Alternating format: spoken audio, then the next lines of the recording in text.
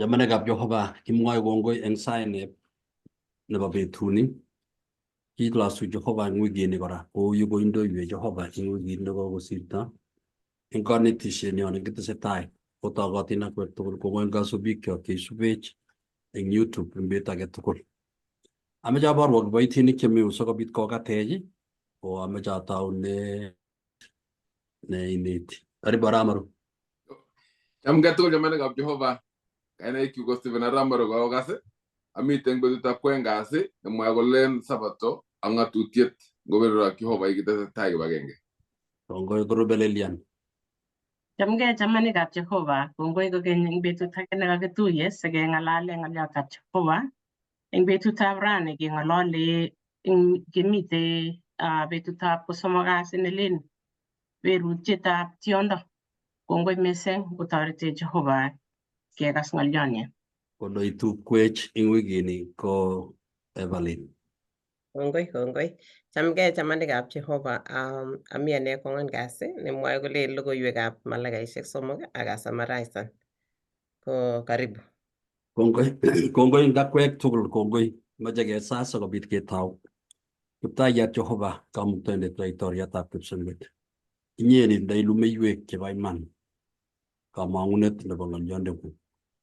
Konech yateiwek chebo itikyok ak konyekyok sikobit keker lapkeiyet nebo iman.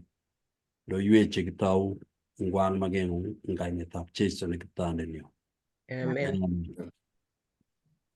Kimi ke lesson nebo 9. Kou ye kikitou kwek chukochamo subui.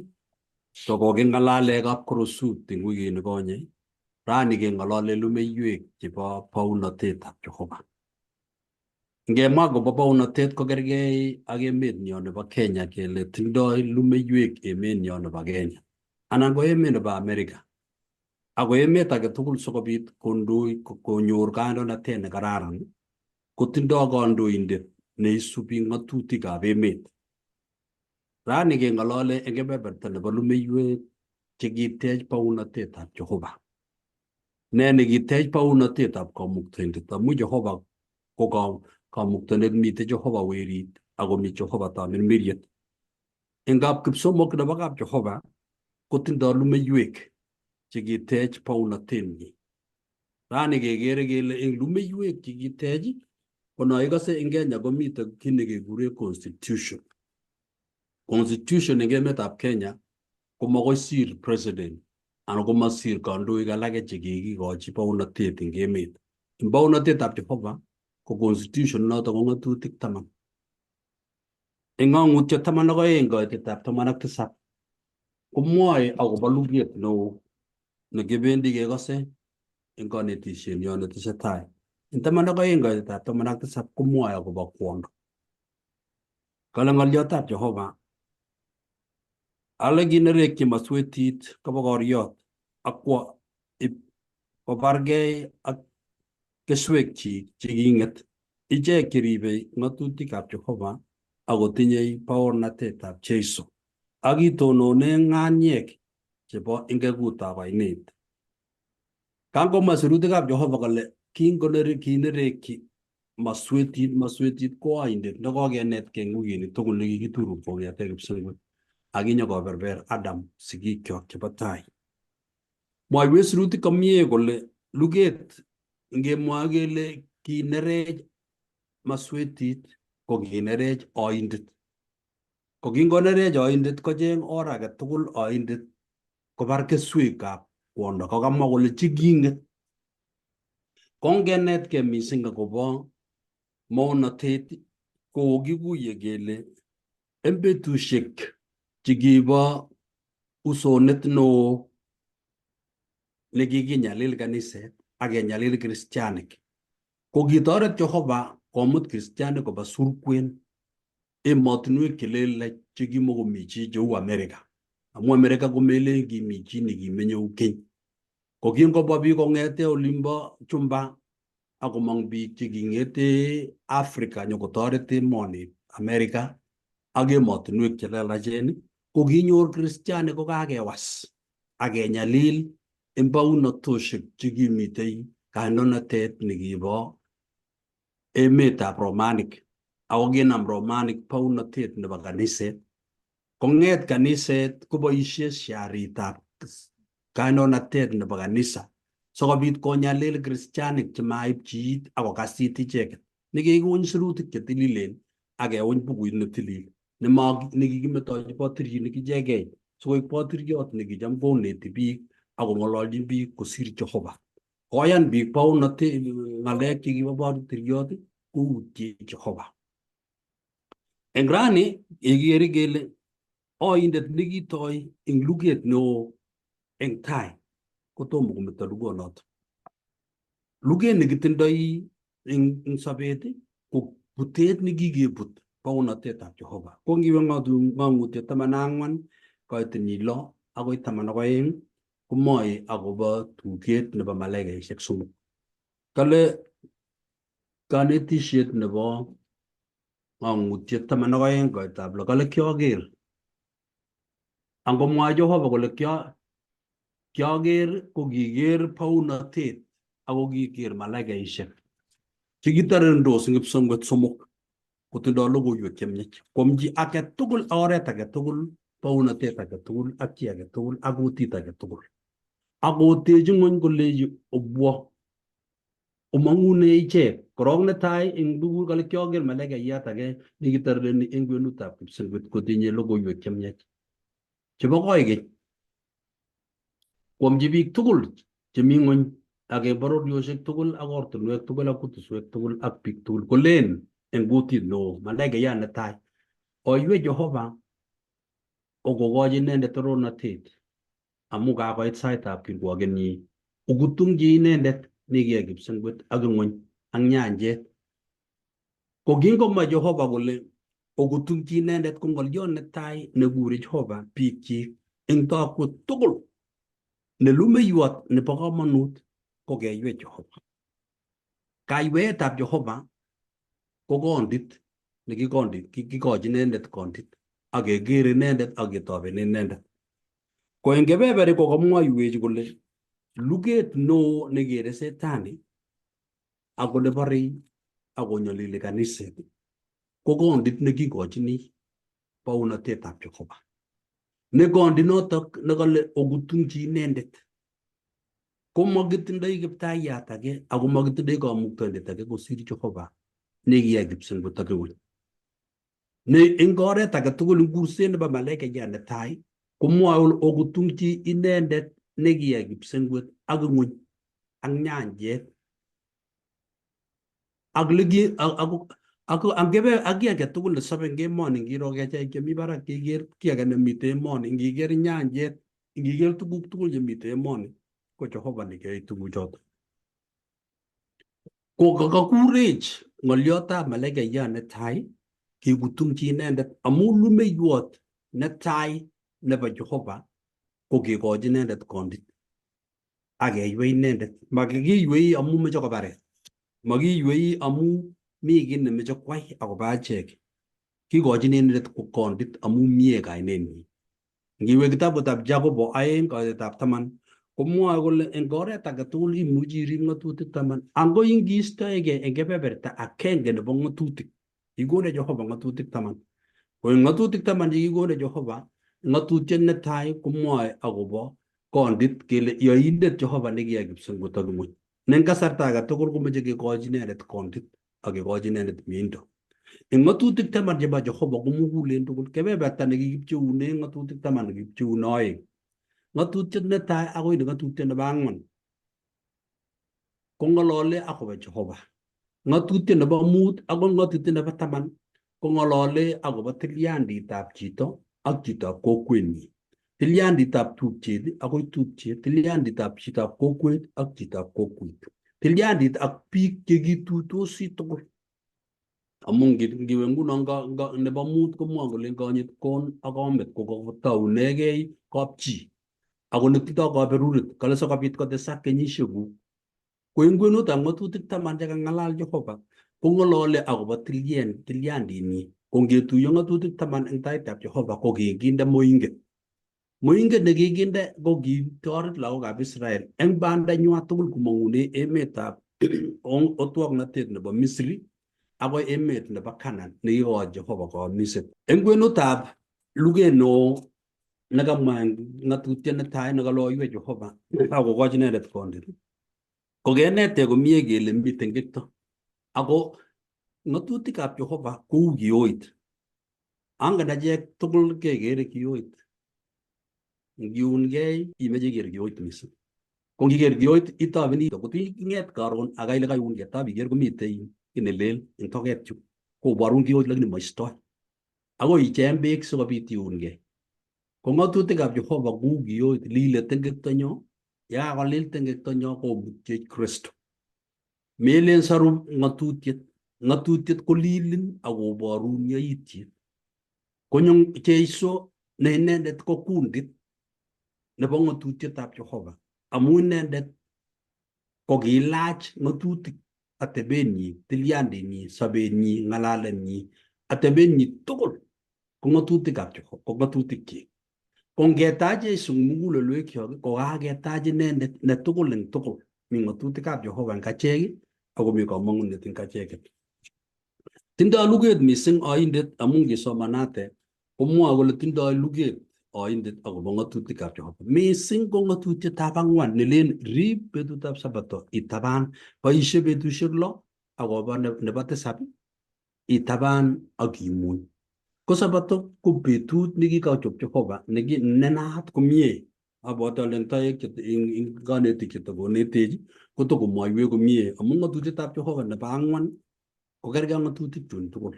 Yebendi kebeberta nebo Jumapili, ameche atar tugul sikobit komi chi netesei kotokotes. Eng betut nebo Jumapili komwoe kolen kapkorosut ak ng'atutikab Jehova. Ingisoman ng'atutiet eng taunet 10 eng ng'ang'utiet 11 ak 19 komong'u 25 ak 16 akomong'u 31 akoi 18. Ang ng'ang'utiet 12 koititab 17 nekakesoman. Komwoiwech kole eng lagokab Israel komitei ong'atet ko eng hekalut oldo ole tilil mising kimi kebeberta netai nekokinetkei eng wikit nekonye. Kebeberta netai ko kikure ole tilil. Kebeberta nekibo oeng ko kikure ole tilil mising. Ko ole tilil mising ko kiwendi konyil agenge tisindet eng tarik 10 eng arawetab 7. Ko ki betut nekikure betutab katuyet nekituitos Jehova ak tengekwokikab biik. Ko kikilechin kou yekokekas wikit konye kimwoe en Ramau. Ko koit betutab katuyet ko kikilechin chi tugul mong'u eng koing'ung ak itokyi kondang'ung iker hekalut. Ko tokyinetab konda nebo hekalut ko kituitoskei biik ak tisindet neo kotisei icheket eng taitab Jehova komeche kochorgei Jehova kong'ete kipsengwet sikobit konyochi kat kiptengekinik tugul akoi kobukto tengekwokik chekimitei. Eng meset eng orit hekalut ko kimi kerubik 2 nekimi eutab tai ak eutab katam ako kikalil mesetab rirenet. Mesetab rirenet eng orit ko kimitei sandukutab ng'atutik 10. Ng'atutik 10 ko kioit nekiistoi tengekwok tugul anga kirwoket neirwokyi Jehova eng bounatenyi korwoke ng'atutik. Ng'atutikab Jehova ko chotok chetisei sobetab chito. Ko ng'ang'utiet 11 koitab 9 kole komwoe sirutikab Jehova kole kioker eng bounatetab Baba eng kipsengwet aker ng'atutikab Jehova komitei hekalut orit neoe tisenetet Jehova akobo ichek chemitei ng'wony. Eng betutab katuyet ko ki betut nebo kirwoket. Eng lakwet age tugul nekibo Israel ko kitokyingei taitab Jehova eng sikunet. Ako kiwenye chi tugul muguleldonyi, so kitindoi sikunet nekisiku chito kolen oye kot komi kiy nekialel ako kiy nekia amu kingoibu arwetab kejit nyokoenyei kokochi tisindet kong'et tisindet koib kotil kitile inendet chito nekikalel. Ko ketu arwetab kejit olipwok ak kekochi rotwet ak kong'any tengekwokik tugul komitei tisindet sikokosei ak koyapta tengekwokik kokochi arwetab kejit. Kong'et kekochi rotwet kotil inendet. Yakotil inendet kokas king'wan arwetab kejir nakata inendet. Kotach korotik konde lalet ak kokochi tisindet. Neiboru kele kakoyapta tengekwokik kokochi arwet. Tap komong korotik chong'ete arwet kekochi tisindet. Kong'et tisindet koib tengekwoki choto konamgei ak ine koibe kalut. Neiboru kele nga tengekto ko kikiyopto kong'ete kiptengekyot kekochin arwetab kejir. Kong'et arwetab kejir kokoito eng korotik amu korotik ko sobon. Kong'et sobonotok keyopchi kekochi tisindet. Kong'et tisindet konam tengekto nebo chichikai kola eng korotik akoib akoi hekalut, neiboru kele korotichu kotoche Jehova korotik sikobit konyochi kat kiptengekinik. Neiboru kele toche Jehova sobondo nebo kiptengekyot akonyochi kat kiptengekyot. Ko betut nekibo let nebo katuyet ko kiibukto Jehova tengekwokik tugul amu tayari ko kimi eutab tisindet. Ko ngobuktoi konyone chito nyokolen to kiasukuman kiang'any tengektonyu ako makomi kiy noistoe netokomi eng ane. Ko no ikere ngisoman kitabutab ateptab Lawi 23 kaitab 29 ak 31 komwoe akobo tetutienoto. Ng'oliot kora nemitei eng betuni ketindoi kaptesisio kipsengwet. Kou kaptesisio nekinye nekikiker ng'atutikab Jehova ko kiiboru Jehova torornatenyi nekikure Shekina. Nekinyone torornatet kong'ete kipsengwet eng lapkeiyet amu kakeyan tengekwok kale konyo boldet nelel. Amu kakotokchigei konda age tugul kokere hekalut. Ko nematinye ingen ile nga tisindonoto akine komelen kiwendi taitab Jehova komakisom nyoetab kat. Kirotyin nyororet amu singiwe kaptesisio itindoi lelutiet komesobe. Ako mami chi neite kaptesisio orit ak oldab ole tilil. Ngime kichutune chito kambet koroin nyororet kinye.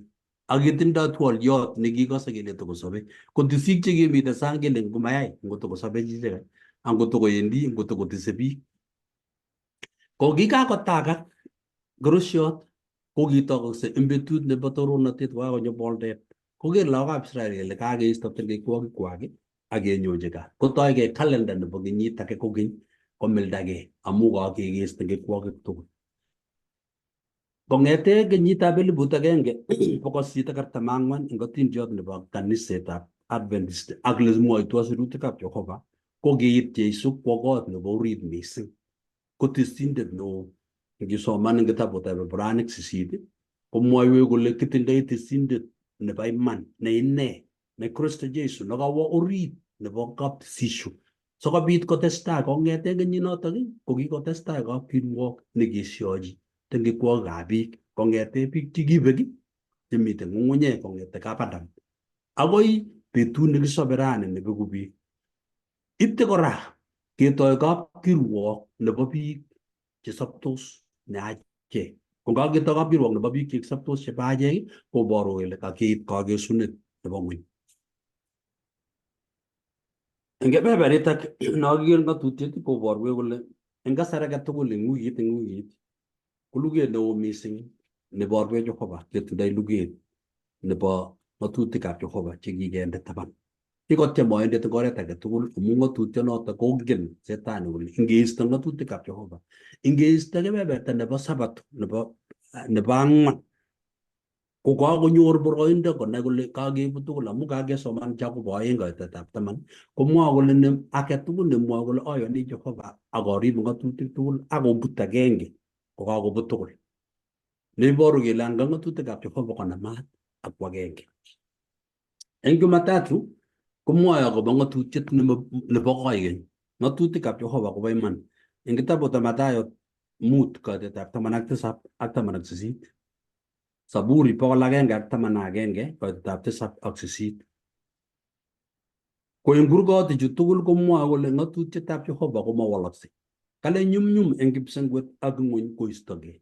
Ako mami kebeberta angot kitikin nebo ng'atutietab Jehova nemuchi koistogei.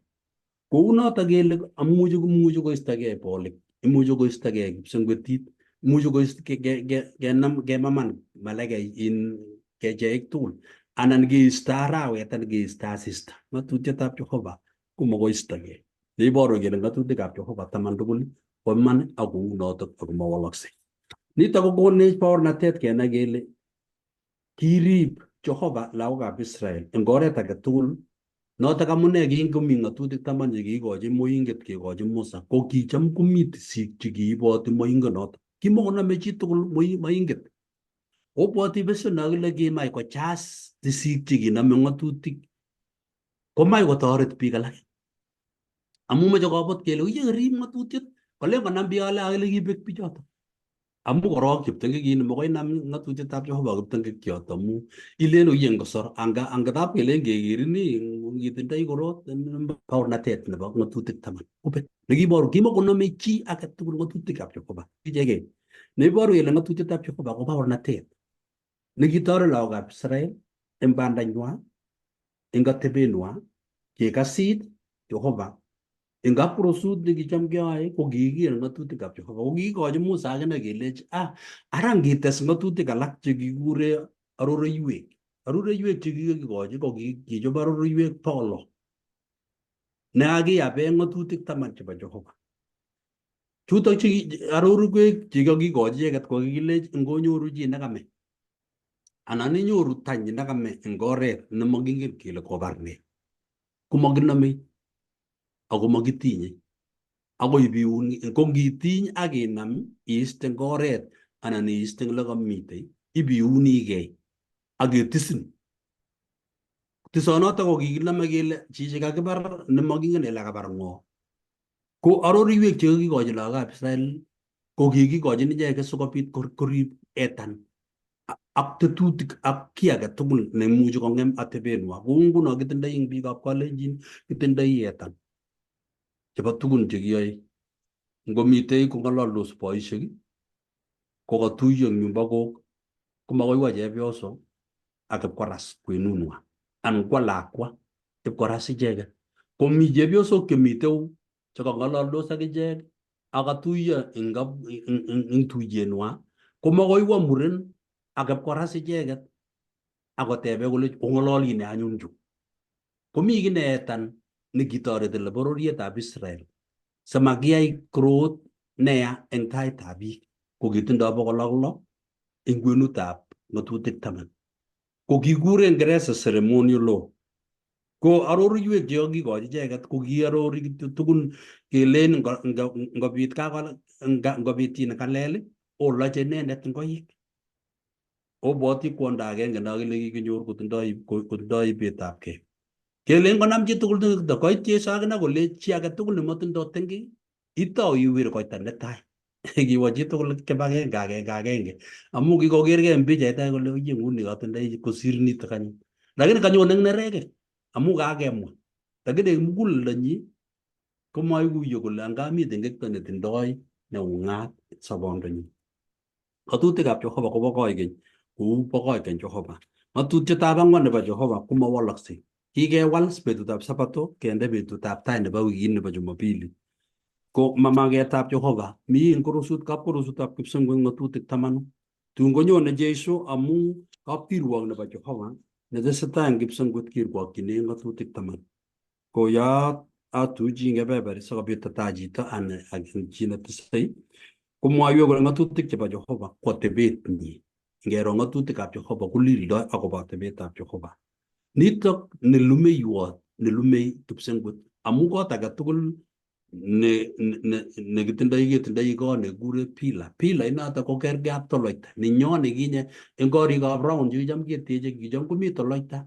Eng tolochatak nekicham komitei ko kinamu kebeberab pambanik tugul chebo kot.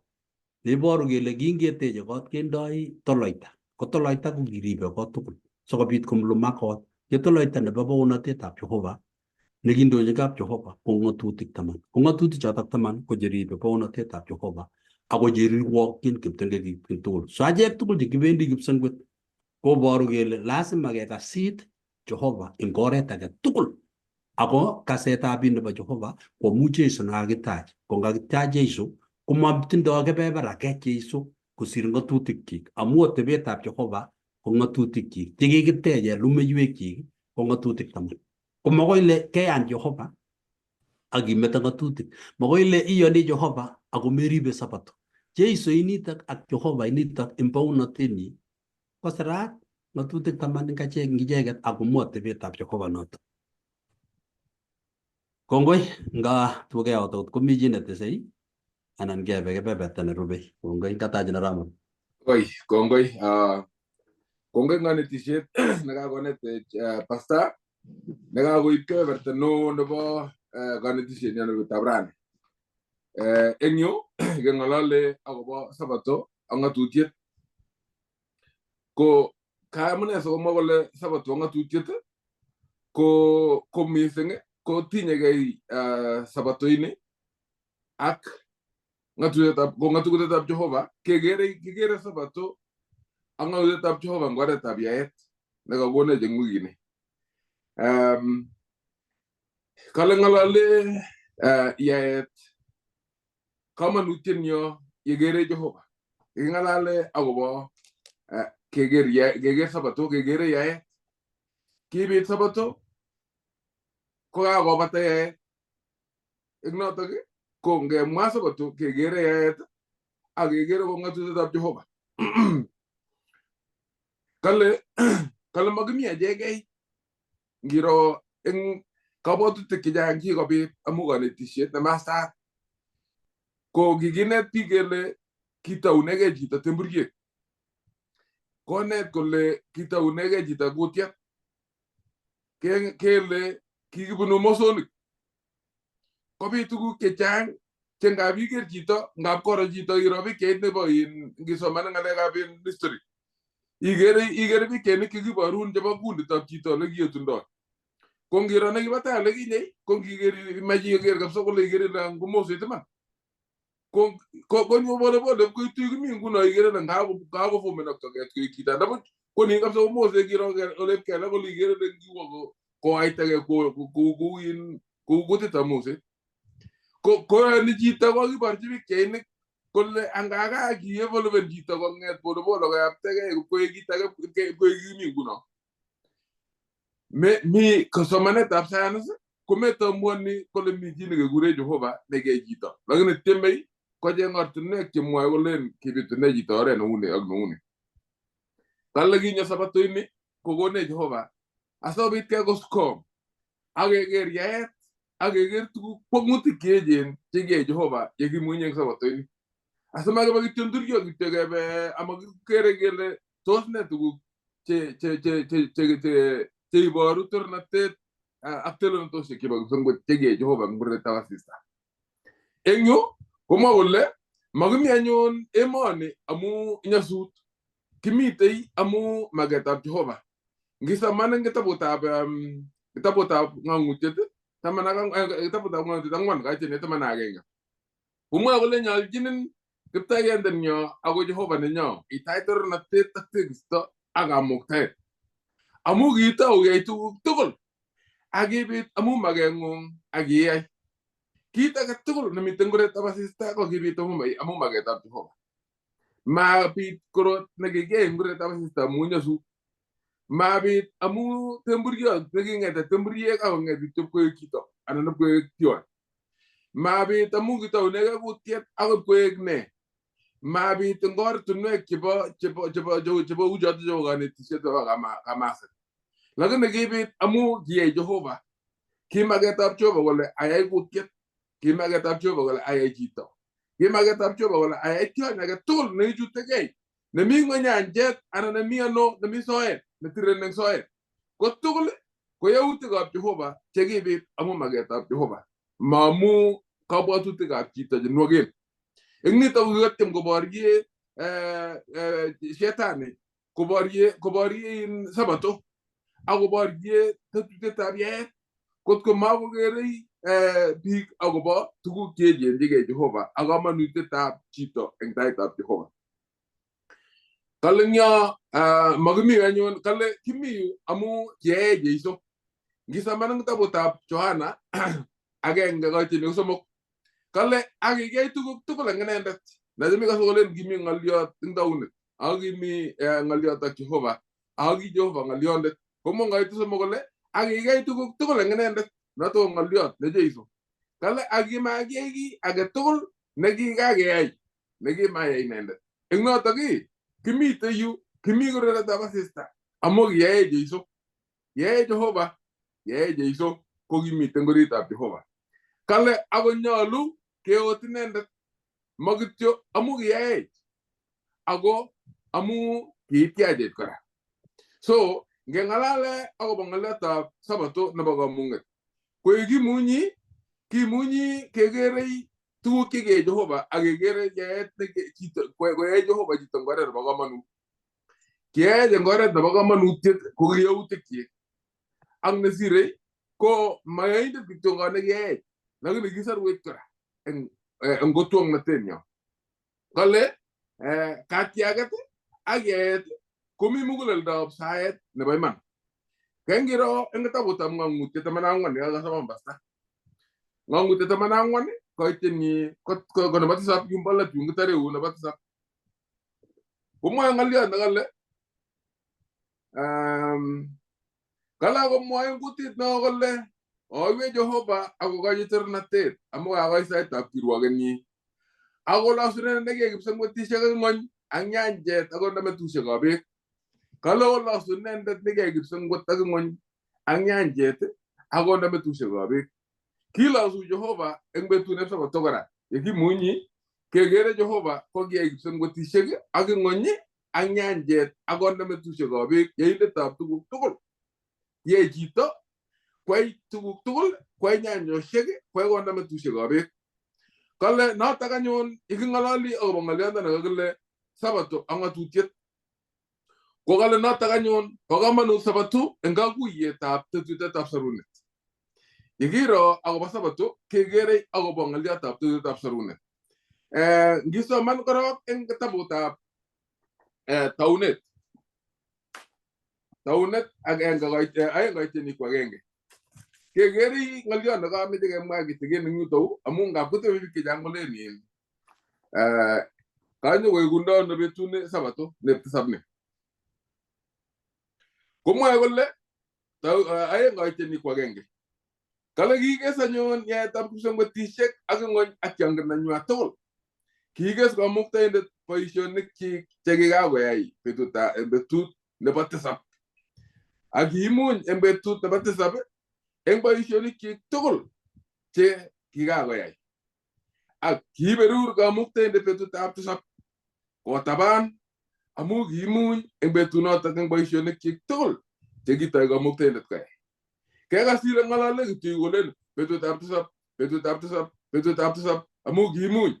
Ero kale kiimuny betutab tisap kiitaban betutab tisap kiberur betutab tisap amu kiimuny en boisionik tugul che kitoi kamuktaindet koyai. Ang'ebinyo tabutab Komong'u 20 koiteni ko 8 nyokomwaun kora kole ibwat betutab tisap irib itaban tukung'olole kora betutab tisap tom komwa kole kikure ne betuni.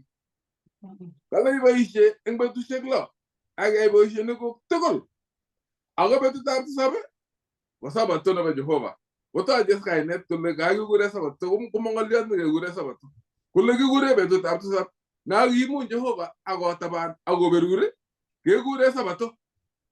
Kole ako Sabato ako betutab tisap ko Sabato nebo Jehova kamuktaindeng'ung. Kole ameyai boisiet en betunotok inye anan wering'ung anan cheptong'ung anan otwogindeng'ung nemuren anan netie. Anan tuguk anan tondeng'ung nemitei kurgotikuk. Koit 11. Amu kiyai Jehova kipsengwetishek ak ng'ony en betusiek 6 ak nyanjet ak tuguk tugul chemi oritnywa yeindet Jehova nebo tuguk tugul. Ak kiimuny en betutab tisap kiberur anyun Jehova betutab Sabato amu notok kitaban. Kale kiimuny en betutab tisap kole kiberur anyun Jehova betutab Sabato amu notok kitaban. Itabanat betutab Sabato. Iberurot betutab Sabato. Makergei ak betusiek kyun chelen chito ngoit kityo ngon betunyu kong'etegei ko somok kasi akoi kobekyi ko somok kasi amuny amu kabek betusiek 7 ajija. Kale betuni ko kitaban Jehova. Kale betuni kiberur ak kale betuni kale betut nekimuny Jehova inendet. Eng notok kale kora kale Sabato nebo Jehova ma Sabato nebo chi. Mecheng'chigei Sabato neng'ung ile ngaje ngane sabato ni amu kobo tugu ak naw tugu ke nogen ile ngande betutab ang kongan ga so ko sabato ne nyu ko sabato ne mung noto lakini ni kingalale ko sabato ne ba Jehova ne gigera ko ba sabato ne ko ne keger tugu ke ba pongutu ke ge Jehova enyaet ak mesenge kegera ko ba sarunet legi ni ko sarwe ke yigi men sabato ko ne keger kimurto yo ne ba jeiso legi ni ko sarwe yigi kiteni kelen tarambeta kiteni tarambeta na tagengele ki ko sarwe Jehova kale na taganyon baga mano sabato enga guye ne ba tatute ta sarune kale ngalale sabato au bari set no go no yinde kale gi mun Jehova engararenenda agetu na teta bungu nyu tagi gawe mai mun nyamu kya go nget lagne ki mun engararenenda agetu na tet no bungu nyu tagi gawe kale gi mun gara Jehova en sabato kale suwe ga barunet engache yegi mun en sabato ki subi kara gutet digi gone Jehova inenda mamu kya go nget lagne amu gi meje asoga bit go subtito kamo ay tabuta marigo ayeng to maksab kolle magay sabato agobaji awige ji agobane magay kalu magaliya magay ki agoba sabato kigay sabato agobaji to so kigay sabato asobit ko munjito kisigindo ne kay jito yetia asogobitas ko munjito en sabato nagagaya naginya inglet so magay chita go sabato lagi nagay sabato go baji kalle sabato ko go munget na bawgit kalle aso ko bit kilasu inendet nagiyay so kala sunen yo nagibendi ko magala sunen tapke kala sunen yo nagibendi ko magala su jiage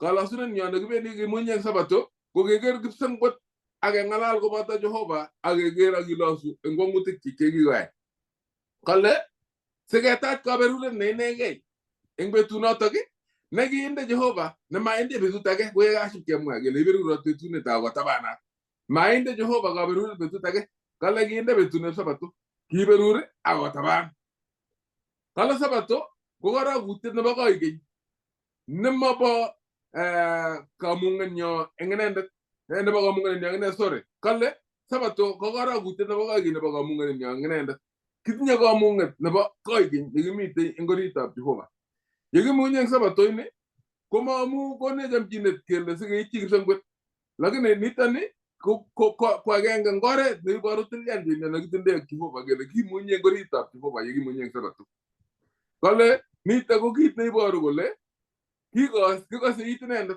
kero ki ko se Jehova kale nita ko ga barunet anan kara gutet neba ka munget nema baba isionik aga miendo yegi bendi gi munyi ko gi ko wire dike jang ko bi ga kanisa tam Seventh Adventist ko le bi jogori be tu kityo lagine mata kana ko le kaga magi subi ba isionik be tu na sabato lagine foga se nyana to gi gere miendo ab tioba na may gesuge kala gi sar be jing miendo mang ba isionik gi sar be jing miendo ama bunwe ni taksu may las keji aw gonu net ab Jehova ko bu Jesu Kristo egna to go ki munyang sabato kuma mu asigi kenye manda amuga gi munyang sabato lagine asige ger miendo ab Jehova ne ba kongu kala maba ko itine ta ke ne ba manda eng ba isioni kala ago ba ga miset ne gile jeiso awendi ga nyone yigi munyang sabato ki ganyi ga ka ta ke ne ba jeiso ki gere ga miso sheket tertina ke tertini gi gone Jehova asobi ki botige ke ngalal tige ke jerge engbetu ne sabato ago baga miso se ki gone Jehova kale mabaga gi kinet betu tab sabato asegelo goma nya sabato anango me mi sabato gome wendi songot anango gero tundu jota lakini kale po sarunet betu ne sabato yegi buane ke gera go basurunet yegi buane sabato ke gera go murta yata keso yegi ge buane sabato ke gere ago bo tugu keje ndige jo song sabo nekyo kale maba getiege agobo getiege Jehova yegi buane en sabato ko baru na ta gole getiege Jehova ama getiege ji kale kamunge tab nyindo engetu na tet engu no en euna ga inendet negie Kale ngere Sabato ko kit kora ne tuitos kagesunetab kei nebo Eden. Kale iborwech nito kora kele Sabato kikimunye Sabato koborwech kole tieme Jehova kowek ole kiu atkinye kabungutab kabeden kowekyi chito kotebi chito ak Jehova kora kimni. Eng notok kingen kele eng beshet agenge koite betut nekimite eng Sabato ak Sabato age akoi Sabato age kemite ak Jehova kokakiwek atebet nekiu kabungutab kabeden eng beshek chekiba tai kotebche chito ak Jehova kimni. Eng notok anyun chamanikab Jehova ko yekikoborye biik akobo betutab Sabato kele ngobendi biikab Seventh-day kanisa kobendi kolosu betut ko makilosu betut lakini kilosu Jehova nekekipsengwetishek ang'wan ako nekimuny eng Sabato. Amanoto kityongon ng'atutikab Jehova kenete pasta ko ng'atutik 10 chemugulen chekisisyo. Eng orititab ng'atutichu komi Sabato orit. Mitei orititab ng'atutichu nelen amoipkei. Mitei oritit nelen amechorse.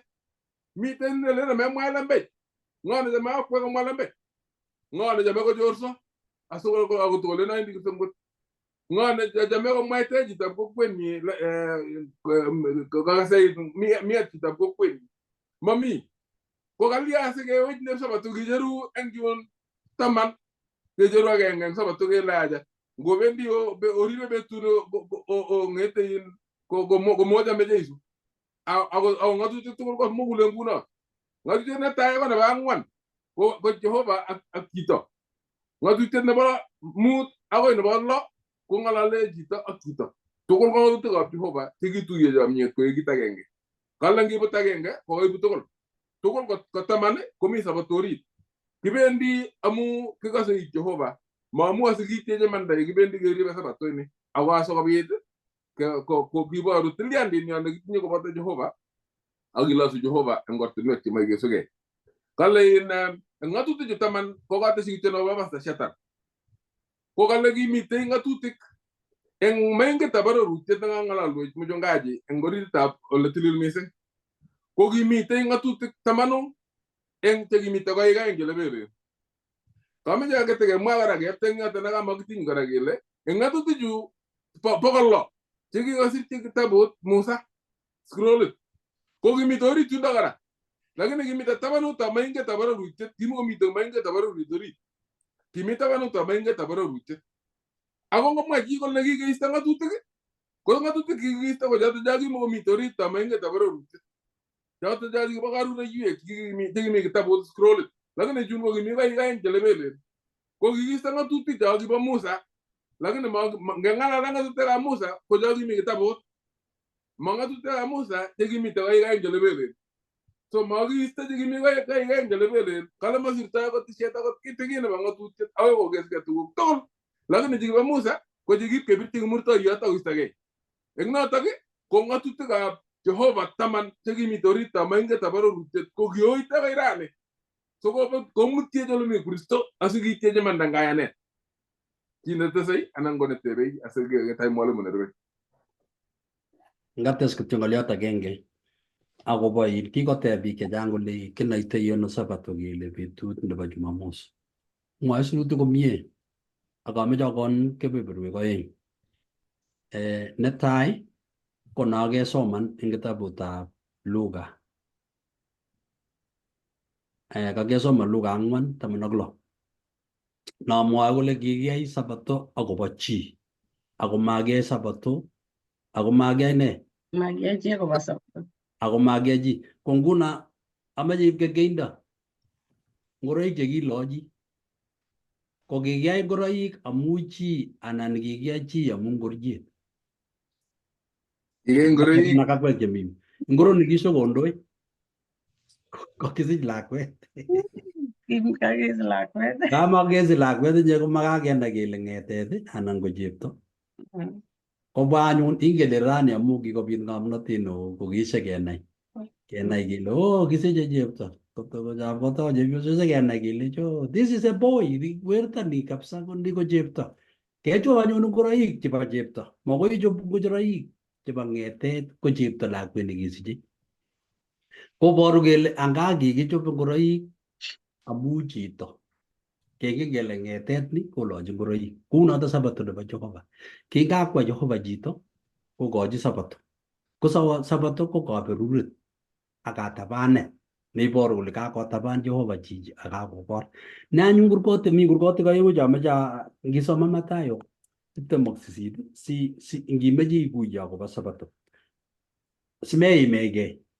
Kale kingokeskei betutab sabato kokaekchi betut nebo tai nebo wikit, kobwa Maria Magdalena ak Maria ak age koker kiririt. Kale sirutikab Jehova kingokeskei sabato betutab tai nebo wikit.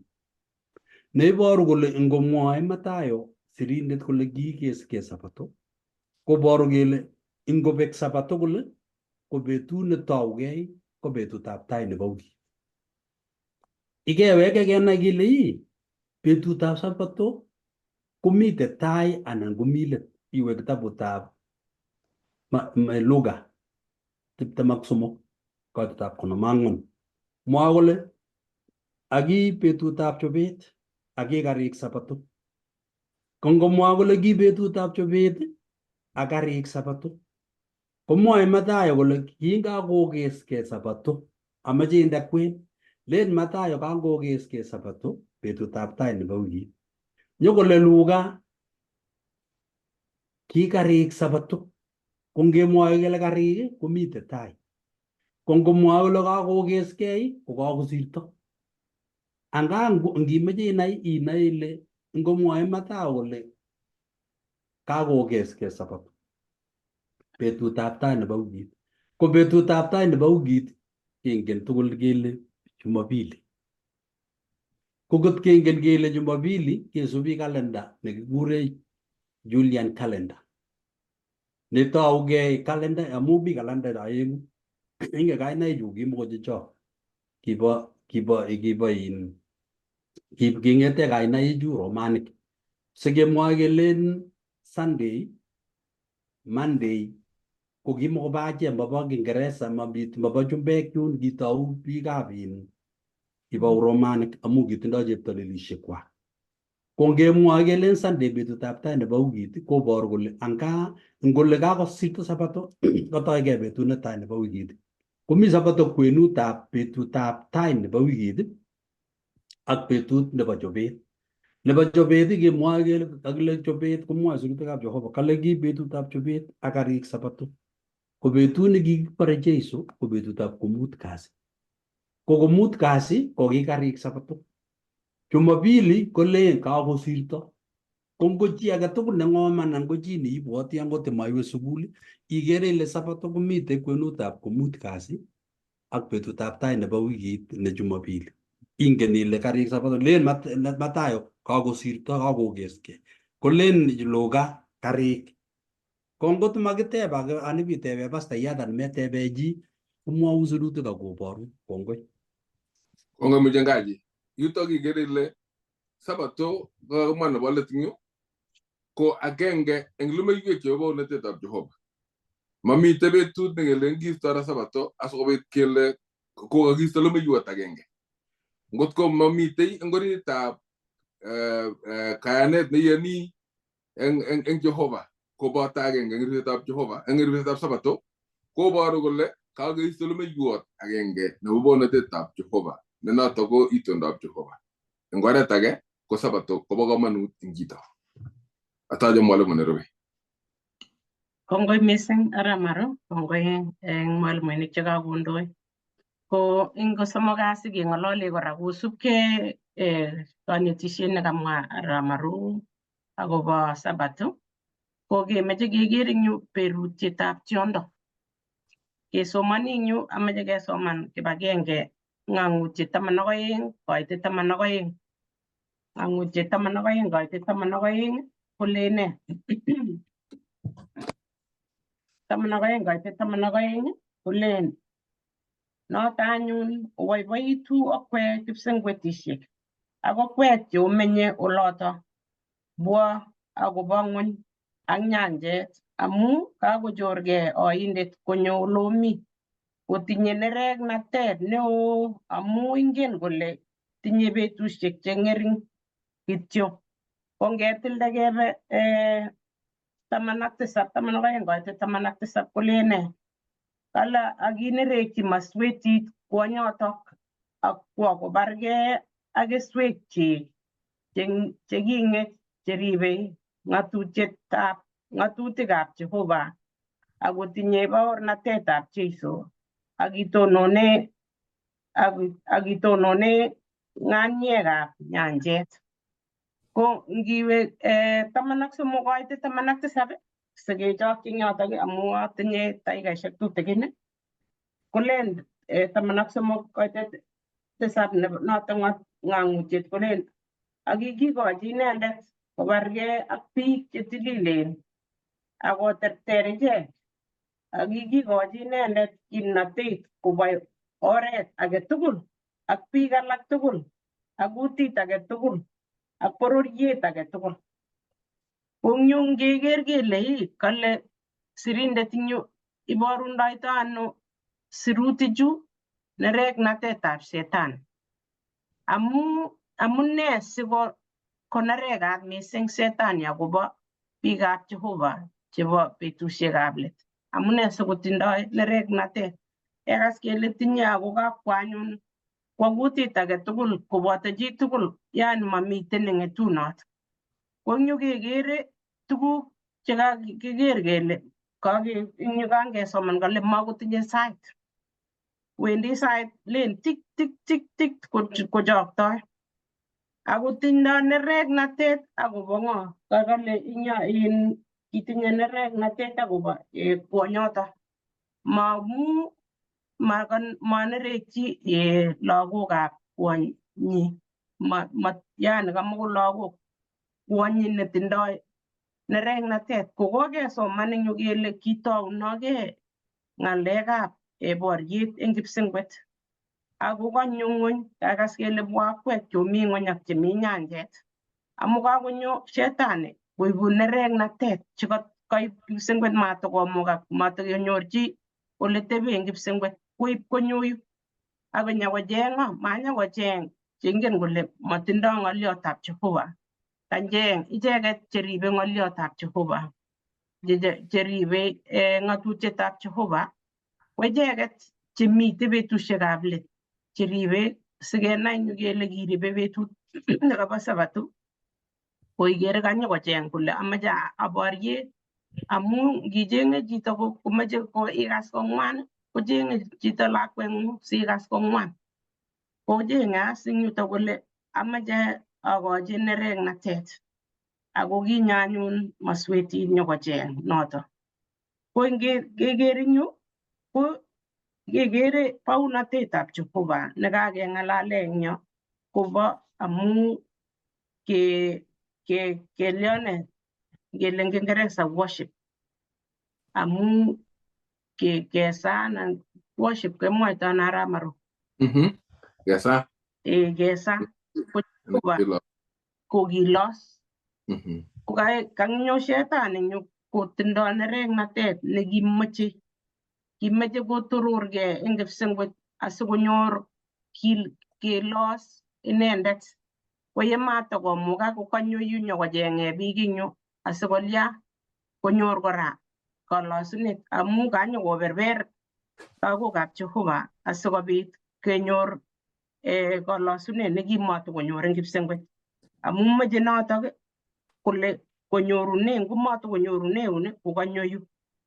Ko ikere ile ng'oliot nekaib eng yu nekakim ko amu nitok kanyor matakonyor eng yun koibu nyokotoune yutoyu akocheng'e oret neiburburi biikab Jehova asimatokolos Jehova amu kangeng'alal eng Sabato kokomite kalosunetab Jehova nekeborwech kong'ete ole kingeyai ng'ony ak chomyet nekitinye ne Jehova. Ara anyun kinyo maswetit nyokocheng oret neimuchi kobetech. Atya koker kole aitoi ano ko Jehova ko kikosich oret kole yekakobit ng'alechu kora ko kichop Jehova oret nenyokesorunenech. Ko kanyo Shetani akonyokocheng oret iman kole amache abet bichu. Ako sinye kanyo kobet bichu kobetinech ng'olyon nekait nekilosu Kamuktaindet. Kakemwoiwech akobo Sabato, amune siketindoi Sabato. Ko noto kanyo kotoi kole kakikochi inendet atyo kokochi ingiker ing yu kimeche kekere kesoman ng'ang'utiet 13 koitet 4 eng kurgotik chechang yu ameche akon aksis ng'ang'utiet 13 koitet 4 ati 8 12 ak 15 atya isoman ng'ang'utiet 14 koitet 7 akiwe 9 koitet 11.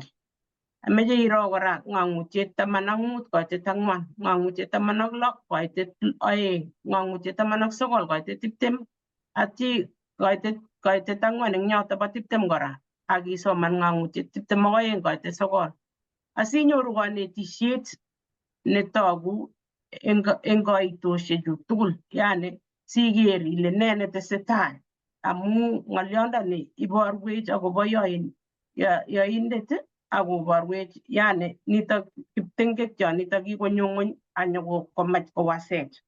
Akomeche koborwech kole kanyokocheng oret necheng'e sikikobetech akobetech eng ne eng oret nebo kalosunet nekilosu Jehova. Akomeche koek inendet nekatich nguvut ako kakikochi betusiek tutigin chekang'et. Kocheng anyun oret nekebetech ako sikotesyi mwalimuinik eng yu ikere mi betusiek chekakile kikikochi eng betusiek tutigin chekinyor eng Daniel chebo maonatet chemwoe kole betusiek 1260. Chotok ko kekere eng kasarta nemite yu nekitikin. Ko ng'olyondoni komeche koui akameche sikotoreto mwalimuinik. Ko eng yu kit ine nekameche aborwok ko amu kabit ng'alek chekakimeche keweny biikab Jehova asikobit matkonyor amu meche sikokochi oindoni kokochi torornatet asikobit torornatet nekamuch kowal betut ak saisiek asikobit kewalake kebetyi kakomwa Pastor eng betut nekamwa kole Sabato kotaunegei eng kitabutab Luka ak Mathayo. Ko ikere kanyekewal eng yu asinyekakewal kokakewal kotainget ako kakiborwech kele ole ng'atutietab Jehova kokiborwech ole kichamdech Jehova, ole kikiyaitech aketaban betutab Sabato asikoek kaborunet. Kangomwa kele eng emet age tugul kotindoi ng'alekchik, tindoi ng'atutiet nekisubi eng Kenya kesubi ng'atutiet. Ko kiker ile kikikonech ng'atutiet kora asikoek kaborunet ne noto konech kenoe kele lagokab kabanum ko ng'atutiet nekakikonech asikobit kokonech koek oret nekilosune Jehova ak kitaban amu kikikonech kibwotyi eng ketaunenech akoi oret kesorwech akoi tun koitu Jeiso komakiwal ako tomo kowalak. Ara anyun eng yu ikere ile mitei kakimeche kekonech kabwatet ako komeche kora konyo Jeiso ko kingonyo kebutye ko kinyo Jeiso kora. Kinyo amune asikobit nyokokeskei akoib ng'atutiet chekimeche Shetani kole kawalel koek Jeiso nekanyokotukenech asikobit kora kenyoru kabwatet nekibwoti Jehova. Mitei yu ng'alek asikobit kele kinyorundoitoi ano kiterter asikobit makitururech amu kakong'et betusiek tutigin ko chamanikab Jehova. Kilyon asikobit makiterterech amu ikere ile koriseni ku ng'etundo amu ingen kole kang'et betusiek chebo let chemakotya koit keker rirenet nekokimwoe eng betut nekokisirtoi kele kait keker betusiekab rirenet komakotinye kosikchi ngokiya iyaitu kosir, ngokiimye imyeitu kosir. Ko ne nekakiyai? Ameche atukyi yoto sikotes mwalimuinik asiketestai. Ameche Ameche ates Lilian oh, kidogo okay. keteb ile kiyoe ne asikobit makiterterech. Mhm. Kikere kele eng betusiek chebwone ko kiship komwawech anan kiship koarorwech Jehova akobo tuguk chebwone. Simakieku lagok chemakingen anan makieku kristianik chemakingen kele kibendi ano. Amu ngemite ko ki kiprutoinik kemi ng'onyuni, kingen kele kibendi ano. Agenge kele ndoiwech Jeiso. Ko kameche amwa kityo nwakindo ale ya mi usonet neo anan ko yemi usonet eng ng'ony ko ngomi ketik ikere kotumtumegei ketik. Ako ngap komi ketik cheikere ile ngous mising ko nguno ko betut neuse nguno koroboni nea eng Minnesota. Komi ketik che ngap kong'et kolulyo. Ko ndepilen iro tikitik ngolul kolule ngap kolul alake akiro tikitik komong. Ko sana cheikere cho kalulyo ikere ile tikitik chechwaket chebo ketichoto ko maiwaktagei koit ng'ony mising. Ko mami kiy nekonome. Kou notok sobetab kristianindet. Eng sobetab kristianindet komelen kele manyonjin usonaik. Ya bwane usonaik ko ngitiegei Jehova iyoktoi tikitikuk kokimekitu mising.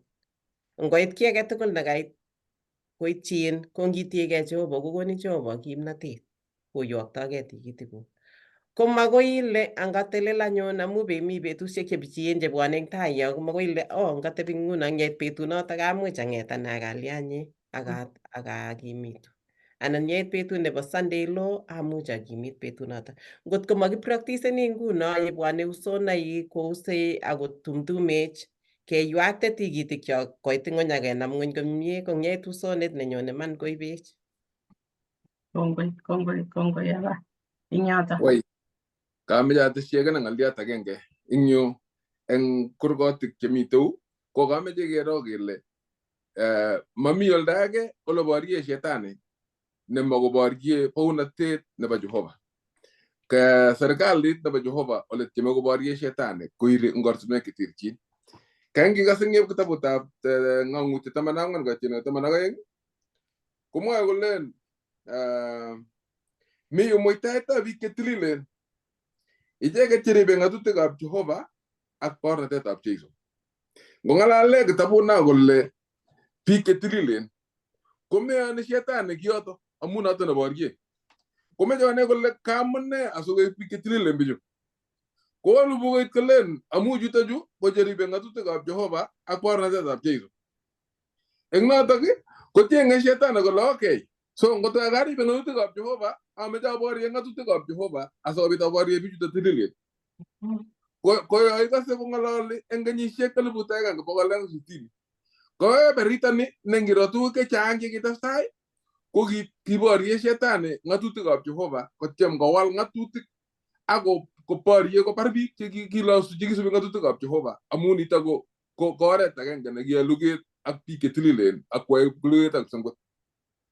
Ngikas eng kitabutab Komong'u 31:13 komwoe ng'olyo neuni kole ng'ololchi lagokab Israel ilenchi orib sabatoisiekchuk komie amu notok kabarunet eng kwenunyo ane ak inye. Kale asikobit onai ole a Jehova ne atobonok.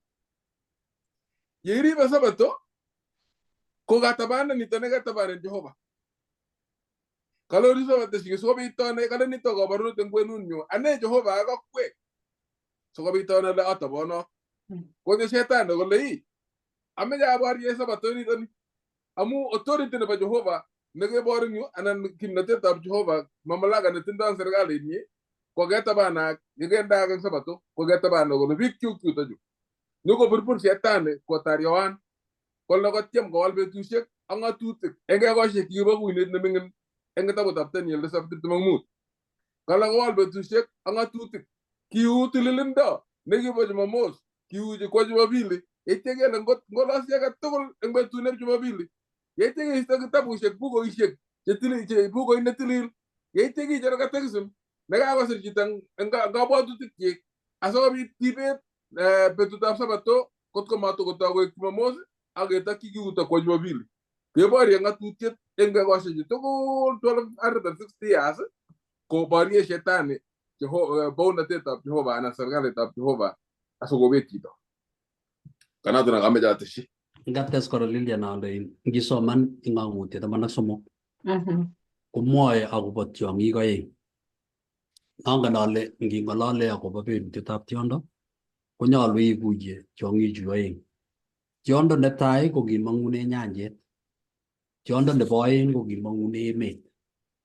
Tiondo netai nekimong'une nyanjet komi 13 ng'ang'utiet akoi koitetab 9 nemwoe kole kioker tiondo nekimong'une nyanjet ako kitinye kuinoik 10 ak metoek 7 ak kitonone ngunon komwoe kole tionyi nekimong'une nyanjet ko nekokesoman akobo bounatet nekibo Rome. Ingen ile kemwoe sirutikab Jehova akobo tiondo komeche kekuye akenai kele melen tiondo nekergei no kilen tiondo amu kateb kole kioker tiondo age nekergei ak cheplanget, aker age kokergei ak ng'etundo, ak nebo somok ko kioker kotindoi nebo kerit ko ki nebo oeng, nebo somok ko nebo cheplanget, ko nebo ang'wan ko ki tiondo nematindoi itondo, netindoi kuinoik 10. Kale kioker tionyoto kotestai koisto kuinoik 3 akomong kuinet agenge netendet eng kitabutab Daniel 7.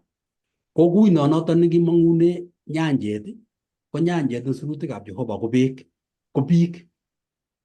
Ko kimong bounatetab Romanik kotuyogei ak bounatetab kaniset konyo baba netilil nekibo Rome ko kuinet nemining.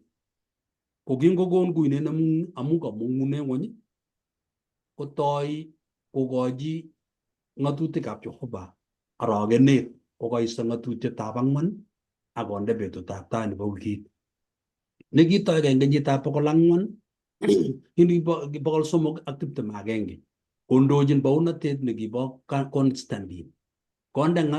Constantine kong'at ng'atutiet nebo betutab tai nebo wikit. Kobit nyalilda eng kenyitab 538 akoi 1798. Kasarta nebo betusiek 1260 chekergei ak kenyisiek.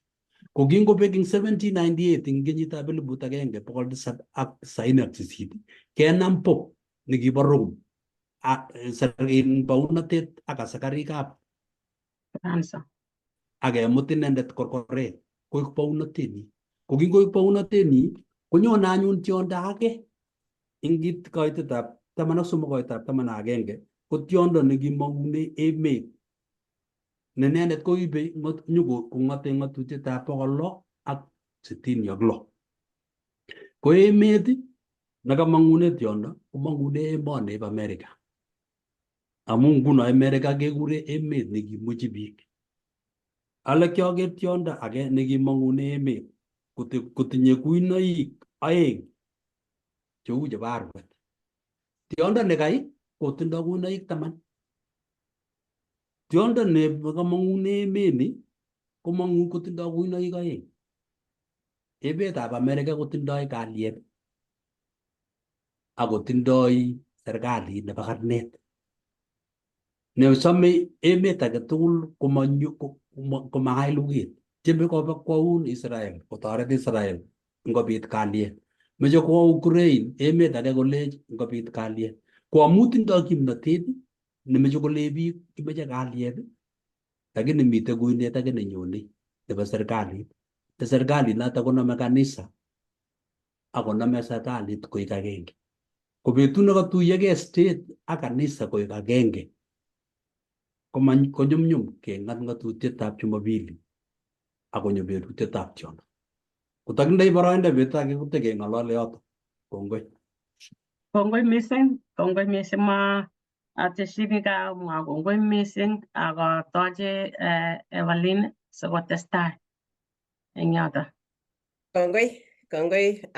Lesson nebo rani ko chang tugun chekakinetkei mising ak abwoti ale eng biik chemabo Seventh Day Adventist ako ngomuchi ngokere ole kauwekit ng'alechu komeche onai mising, omuchi osirwech eng yo asikobit keelesanwok mising, kemwa kele tiondo, akemwa berutietab tiondo, komuch komekuye mising, lakini ngot imeche inai mising ko siwechi kanisetab Seventh Day Adventist anan isirwech asikobit kenetkei mising akobo ng'oliondonoto nebo Sunday law ak tuguk chechang. Tuguk chemaelewani biik chechang mising, kemwa kuinet akemwa tiondo komuch confusenin mising.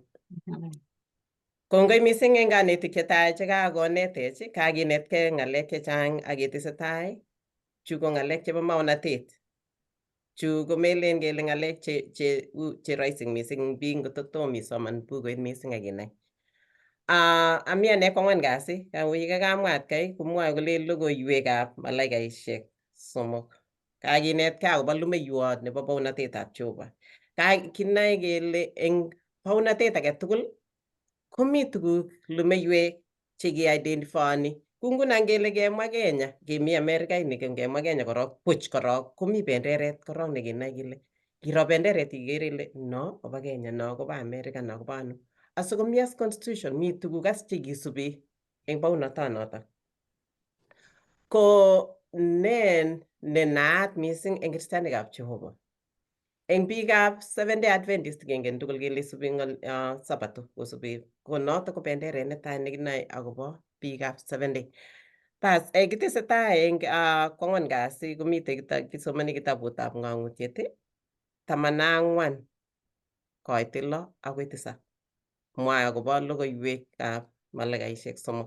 Asomani anyun ng'ang'utiet 14 koit 6 akoi 7. Mwae noto kolen ak kiaker malaikayat age kotirireni eng kwenutab kipsengwet kotinye logoiwek chemiach chebo koikeny koamchi ichek chemenye ng'ony ak bororiet age tugul ak oret age tugul ak kutit age tugul ak biik alak tugul. Ako mwae eng kutit neo kole oiwei Kamuktaindet akokochi torornatet amu kakoit saitab kirwokenyi. Akolosu inendet nekiyai kipsengwet ak ng'ony ak nyanjet ak kondametusiekab beek. So kakomwawech malaikayat nebo tai, kale malaikayat nebo tai kokitinye logoiwek chebo koikeny koityi koamchi ng'ony tugul, koityi bororiet age tugul ak oret age tugul ak kutit age tugul. Kekere kele ki logoiwek chemakatin koityi chi tugul. Mami chi nekikigusto eng yutok, kiboru kole it was a universal thing nekikimokyin chi tugul kokas. Kole ako kimwae kole kiywei Kamuktaindet ak kikochi torornatet amu kakoit saitab kirwoket. Kanetisiet nekinyoru eng yutok komwae akobo ng'oliotab Jehova nekimong'chi koityi biik tugul. Mwae akobo kaiweisiet nekiywei Jehova ak kikochi inendet torornatet eng oretab kalosunet. Mwae akobo kirwoket nenyone akotechin biik akobo kowekchigei Jehova nebo iman. Akobo betut kora amu nyone betut nebo kirwoket. Eng nwokindo malaikayat nekibo tai kokimwa akobo kaiweisiet nekiywei Jehova ak kikochi keworshipen inendet inegei. Eng malaikayat nebo oeng komwoito akobo kabutetab Babylon neo. Kakoship komwawech kanetik chetai kangotoi Pastor Nyalile kokamwawech mising akoelesanwech akobo kanetisiet nebo malaikaishek chuto bo 3. Ale malaikayat nebo oeng komwoe akobo kakolul Babylon neo nekikochi bororiosiek tugul koe divaik chebo koromnatenyi. Noto komite ng'ang'utiet 14 koit 8. Komwa Babylon eng yuto kotononjin Babylon tetutietab kanisa nekikobut ak kibistoiyo ak koesio kiyoknotetab malaikayat nebo tai. Kosub saet nebo tetutiet nebo lembech. Mwae akobo kabutetab laitorinikab ng'ony chebo kibistoe Jehova. Bistoetab ng'atutiet ak kanetisietab nekinyoru eng bukuit. Konu nito kakaikaet eng kristianik konai kole malaitorani yaitiet anan matesetai yaitiet koikeny ako kituru imandab Jehova eng betusiek choto bo let. Malaikayat nebo somok eng kitabutab Ng'ang'utiet 14 koite 9 akoi 12 komwae kolen akosub ichek malaikayat nebo somok nemwae eng kutit neo kole ngot kolos chi age tugul tiondo ak kanamwenyi akonyor berutiet eng togenyi anan eng eunyi koee akine divaik chebo koromnatetab Kamuktaindet chekikichob amakiburuch eng kikombetab nereknatenyi akinyalili eng maat ak koik chelaldos eng taitab malaikaisiek chetililen ak eng taitab arwet akotokostoi iyetab ng'onindonywa koigeny. Amatinye kamung'et beet ak kemboi ichek cheilosu tiondo ak kanamwenyi ak age tugul nenyoru berutietab kainenyi. Nitok komwoe kotechin malaikayat nebo somok chi age tugul neilosu tiondo ak kanamwenyi. Kakomwawech Pastor Nyalile eng nwogindo akobo kanamwet. Kale divaik chebo koromnatetab Kamuktaindet chekichob amakiburuch eng kikombet. Kingen tugul kikiro neregekab Jehova chekitutigin kityo. Kingonerech Jehova eng betusiek chekibo tai. Kingen tuguk chekimuch kwai. Ko yenerech Jehova komelen kele laitorinik chebo ng'ony cheimuchi kwai kiy age tugul nekemuch. Lakini Jehova kobou ng'ony akwae tuguk tugul. Ibwat eng betusiek chekibo Musa. Ibwat yekingonerech Jehova kakiim Musa mising. Ibwat biik chebo akot Datan ak Korah. Kingobetak ng'ony akolugui. Ko matemeneki Jehova. Inyoru kerkong'et nebunu Jehova kong'wan mising. Chebistoe Jehova konyoru kerkong'et neng'wan mising. Ako icheket cheisubi kanetisietab Jehova konyoru boiboiyet akoityin sobet nebo koigeny ak koigeny. Kale icheket chemaisubi kanetisietab ng'atutikab Jehova nemitei Sabato oritnyi konyoru kerkong'et neng'wan. Kakikon eng yu lewenutik 2 chekirindoe keot yaindet anan keot tiondo.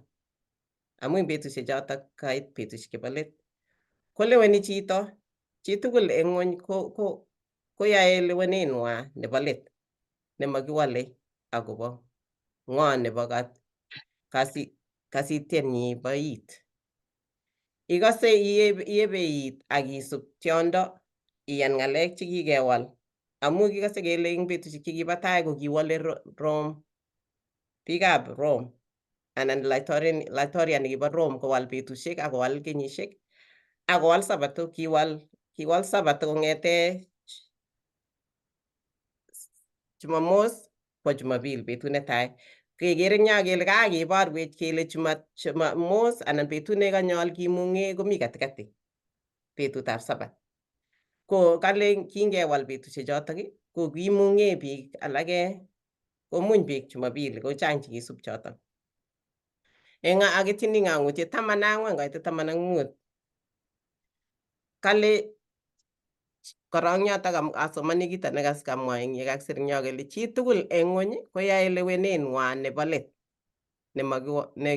nemakiwolei akobo ng'o nebo kasetab iit. Eng Ng'ang'utiet 14 koite 15 komwoe kolen mi yu muitaetab biik chetililen icheket cheribe ng'atutikab Jehova, icheket cheribe ng'atutikab Kamuktaindet ak kayanetab Jeiso. Ngiribe ng'atutik eng kristianin ko kiit neribin mising anan lumeiywot neitinye, kiit neitinye neribin mising ko kristianin ko ng'atutikab Jehova. Ko mami kele iribe ng'atutik alak kong'etu alake. Eng ng'atutik chuto 10 komite oritinyi betutab Sabato. Ko makoi ile aribe 9 kong'et agenge nebo Sabato.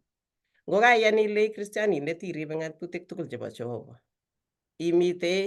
Ngimite serikalitab Jehova akaiyan ile abunjini iribe ng'atutikab Jehova. Ko ngomeribe Sabato komi amune akomi kerkong'et neinyoru. Kale tinye Jehova biikchik chebo betusiekab let chekase it inendet eng taitab kirindaet neo ak usisiet neng'wan kosir tugul eng atindiatab ng'ony. Keotyaindet kotononi kimni kokirindoi saetab tiondo ak kibortoi notok eng oretab kerib ng'atutikab Jehova. Ng'atutik tugul ko 10 komite sabato nekisib kitaban eng betusiek 7 kole keboisie eng betusiek 6 ak kimunye eng betut nebo 7. Yetoige luget nebo let ak ketuiyo kameleletab mung'aret, usisiet, torchinetab korkoret ak meet inendet kondoiwech kayanetab Jeiso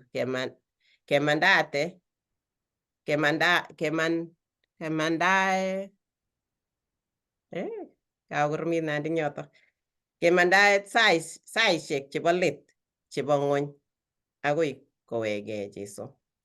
Mwawech nitok akobo betusiek chebo let chebwone ak kemwawech kele bwone betusiek chebichien mising.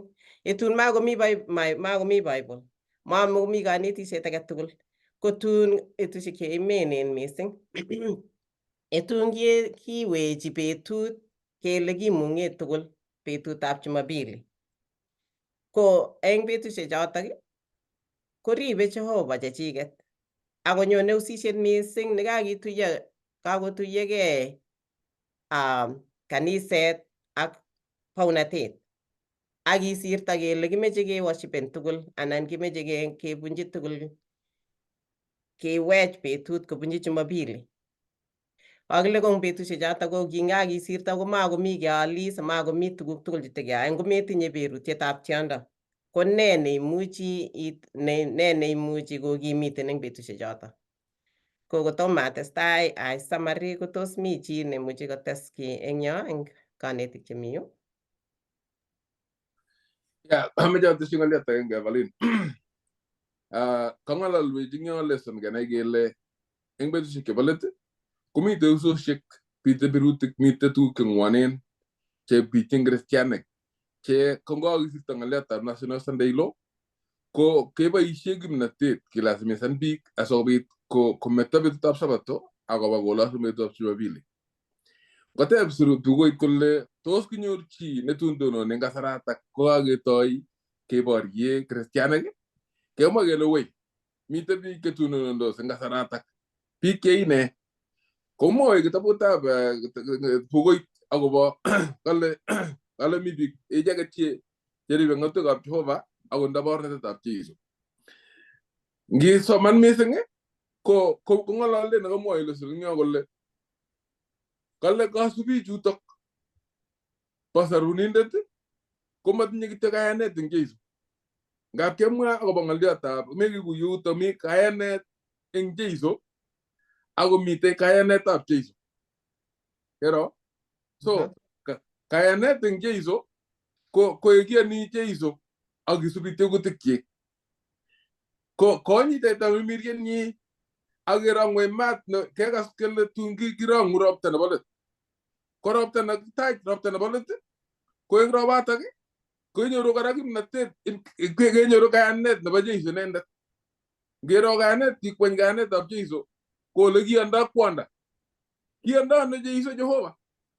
Kitiegei eng orne Jeiso Jehova, kiune tietab kei kotiegei Jehova Jeiso. Kero? So kitindoi kayanet nesirtot kotiegei kwanda. Eng notok ko ngang'alal kele tindoi kayanetab Jeiso ko kitinye kayanet neu nekitinye Jeiso eng kwanda. Ma kayanet nekiyan Jeiso, lakini kitinye apart from this kitinye kayanet kiyan Jeiso ako nesirtot ketinye kayanetab Jeiso inendet. Ko bicho tindoi kayanetab Jeiso inendet ko chekakerong'yi ropta nebo let, kakerong'yi tamirmir nebo let, nekesune boisiet ne angot ndabitu ng'woninwek cheu ne kotindoi kayanetab Jeiso inendet ko katerterik amu katerek Jeiso eng betusiekwak tugul. Kanoto kameche ates. Kongoi. Tos mi chi age nemeche kotes kora?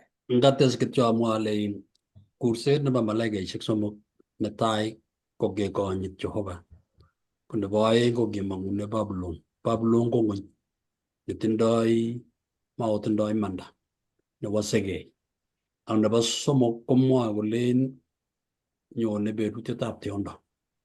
Ko eng kanetisiet nebo malaikaisiek chutok somok kokonech kenai kele ano ole ketelele eng betusiekab pichiindo. Amu ngomenyoru kanetisiet nebo malaikayat netai komakoi inyoru kanetisiet nebo malaikayat nebo oeng imong'u nebo Babylon. Ako makoi ichopkei iripkei amu tab kolen biik alake ngagen ane tun kakisir kakikon katisiek chebo 106 alechini kityo serikali mokono. Yani mokono. Makoi memwoe ile mekono amu serikalit kakonai kobendi eng oret ne mining. Nguno eng emoni ak akere eng Kenya kowendi komie ng'alechatak amu ikere sisop eng emoni ko lazima itindoi katit nebo insurance sipkenyain anan itindoi nebo karit. Ngometindoi tuguchotok, ngometindoi kiy nekikure social ne nambarit nekikikonin eng emoni ko makoi ial kot, meale karit, menyoru kasit, meendi sipitali. Ko social security ko ingen ile kokwerchi emoni. Kitebenen kele indoi social security number ilechi akere eng Kenya ko nyone kiyotok mutyo amu kakiboisie ng'alekab internet. Mutai komaindoi social security komeendi sipitali kenyain, meteche kot, menyoru kasit, menyoru tuguchu. Ko tuguchu kobendi mutyo komakingen. Kararan akai amu chotok chetoretech kesopchi eng emoni. Konyenyone berutietab tiondo eng yun komelen nyone eng oret ne rahisi nekilechinin rani chemameche namba 666 obaip acha nyokomwaun ngo nyone ko mutyo mutai ngolen kiistoegei kokingen. Nguno amu yotwech Jehova kemwa ramaru yokwech Jehova tamirmiriet nekonech kenai kele bo iman ngoro kobo lembech ngoro. Mutai kaking'at ng'atutietab Jumapili nemaiyole ako maiyoldoi koboru kele akoi koit kasarta nemetoi kasit biikab Jehova sikorib kayanet. Ite besho nekimondoi biikab Jehova eng mbarenik chetindoi simeng'isie eng oret anan iwe tumdo. Namwoe sirutikab Isaya kolen tun koiku kebenet lemwechin biikab Jehova ak timwogik. Ko ngaker eng Amerika ole kochang timwogik makitindoi eng Kenya. Tindoi mi emotinwek mi kebeberwek eng Amerika che kororonen che ngiwe Arizona olin ko surkwet. Aya ingiwe ngot Minnesota kebeberta age ko surkwet netimin nemabwoti ale koun Jehova biikchik koun yotok komelen tokonyone bunyotok. Ko nguno kit nemi kityo ko kechop mugulelwekyok. Age makoi kiboisie kimnotet achegei kele kiribegei. Ngo makitindoi Jesu ko mami ribetabgei. Makoi kitelesi. Kongoi. Kongoi mising. Kameche atesyi Evelyn ale ketindoi Jeiso amu inendet nekiterter amu kicheng'e oindet kele kenyorchech makosa. Ko ngo kikakenyor Jeiso ko kitertere yoto. Ako ndait chekakimach kewuny amu ngale ngiker iman chakakemwa ng'alek chekimwoe eng serikalishek yoe eng ng'alek chekitektoi chekitoretegei emotinwek. Amu ngiro ngot nguno keba olobo benki anan ko ne keba security amu kele simaketekta biik cheyachen chemanye kong'em emet kobwone tuguchuto cheiyoni ile ngomayai ngokororonen lakini kobwone komutyo ipkoit kainde chokit amainai ile kaiwechok. Lakini ngot ketindoi Jeiso koborwech ako kamwa kele konech Jehova tamirmiriet netilil asikobit yani meeku neu nemekere ikere ile uroni. Ako sikeit yoto kometoune olin batai yutok yu ongelewen Jeiso asikobit kimuch keterter chekait. Amen. Kongoi. Ng'alechu ko echen mising ako mat komuech ki amu kitinye Jeiso, kitinye Jehova ne mitei akonetech. Mi tebutiet nekateb ing yo kole amune simaikuitos biikchok che echen ng'olyondoni bo Sabato. Amune simaelewan kipsomaninik chekikosoman mising. Choto akot mising biik chekikosoman mising ko kikoistoegei ng'alechoto. Amune simaikuiyo bichu akobo Sabato. Ako kit nemi bukuit mising ako sirat. Mwae eng yu kole kasir sirindet nekasire lesson kole Kristianik chebo ibinwek chekikosirto ko kiribe betutab Jumapili kobwati kolen ngoyai kounoto koribe Sabato nebo bukuit.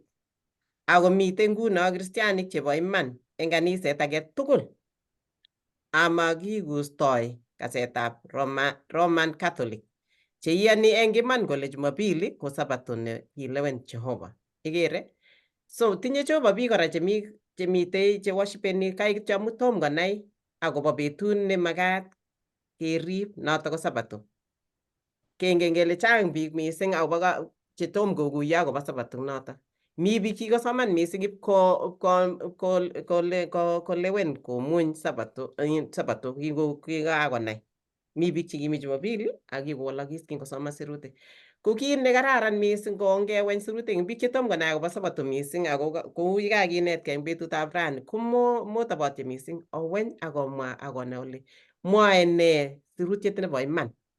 Lene bukuit ngimitei serikalitab Jehova akaiyan ile ii Kristianin isubi Jehova kolene bukuit yeiribe ng'atutik 10 kokende ano Sabato. Mito ano Sabato eng muguleldang'ung? Tos iribe Sabato notok? Kale tachi Jehova katorchinetabgei nebo iman nebo mugulelwekwak ak kakoitoetabgei nenywa eng taitab Jehova. Ako yetun kakibirchi biik ribsetab Jumapili eng ng'atutiet ak keng'ong'chi ng'ony akobo magutikab Sabato nebo iman. Ko age tugul anyun nebistoe ng'atutietab Jehova sikokonyit ng'atutiet nematinye bounatet nebo barak kobate noto ko noto bo Rome koketoror Rome kosir Jehova. Ko kaistoegei akokasit Rome ak kimnatet neikimiti ng'atutiet nebo nelumdoi Rome. Ote inendet tiondo ak kanamwenyi yeigustoi biik anyun ng'atutiet nekimwa Jehova kole iboru bounatenyi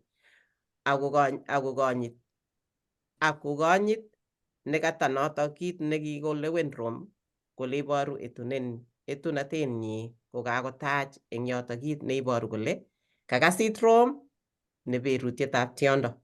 Angen ale biik chechang ko kitom kokuyo akobo berutietab tiondo. Ako ngimeche mising inai komite kanisetab Seventh Day nemi around anan isirwech asikobit keib betut neking'olole mising akobo ng'oliondonito akobo Sabato. Kurset nebo let anyun komwoe kolen kenai Jeiso, kehot Kiptaiyat. Makoi kimuch ketelelse eng nyalilwogik chebwone ngotko makitinye Jeiso eng sobenyo. Tebutik chekimuchi ketebegei kolen walaksei ng'ony eng chokchinet mising eng ateboshek. Amune simakat keribse simanamech betusiekab let komakichobotin.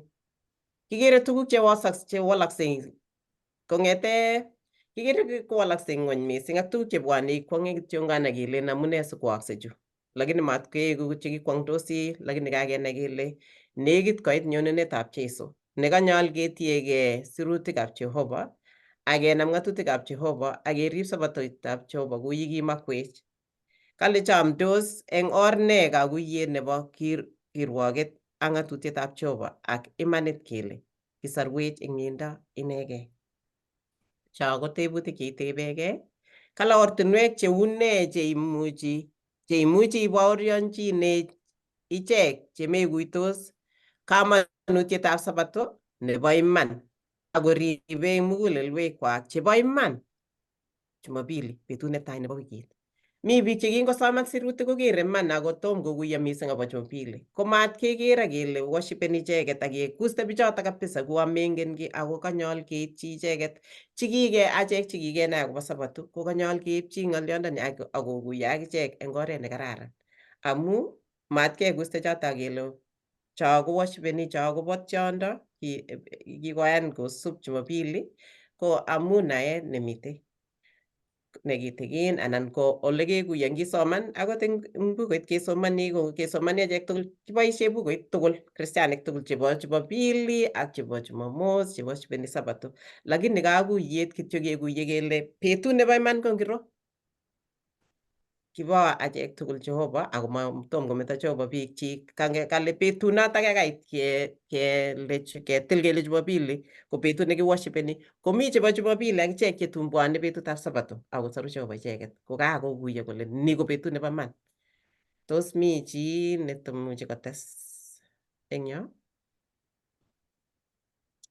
Ko ngomami ko kakitukyi yoto lesson nekabo rani ko ngondoiwech Jehova yekiwenye sirutik akenai komie ako kimite Jehova korongwech kokonech tamirmiriet netilil asikobit kekimekitu betut eng betut yebwone usonaik asikobit koywaktagei tikitikyo kanenyo kekimekitu siyeit tiemutik chebo let kemuchi ketelelse eng Kiptaiyat.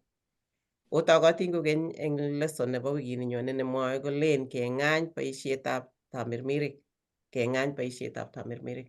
Kongoi mising amu kaituneni ikas lesson nebo wikini ko ngotko mi kiy nekero ile maikuye komie anan ko ka confusenin ko sirwech anan iwe kanisetab Seventh Day nenekitenen asipitem ng'alechatak anan mi biik cheimuchi kowalun eng olatugul. Kongoi mising ko ngondoiwok Jehova akoi wikit nenyone kokeny asikinetkei lesson kibagenge. Ko ngotko mami chi netinye ng'olyo kesoe. Ongesa. Jehova nesobe koikeny. Kongoi Kamuktaindet amu kasarta neuni ne inegei nekaikonech asikobit kinetkei lesson neuni akobo baunatetng'ung. Kongoi Kiptaiyat amu ng'atutik 10 chekikonu asikobit koek choto chebo koek lumeiwot nebo baunatetng'ung. Konech asikobit kikuye. Konech asikobit koek chetechech ng'atutikuk Jehova nenyo akoribech akoi betut neinyone inye. Kongoi Jehova nenyo amu ichamech akiribech. Yetesetai ng'ony kowosegei ak tuguk chechang. Yewoloksei ng'ony komwawech akobo rigunetab weketabgei nebo werikng'ung. Isomin Jehova nenyo asikobit keeku chechobotin. Matkerib betut kityo nebo Sabato akeutye akobo chomyeng'ung akenain Jehova mising.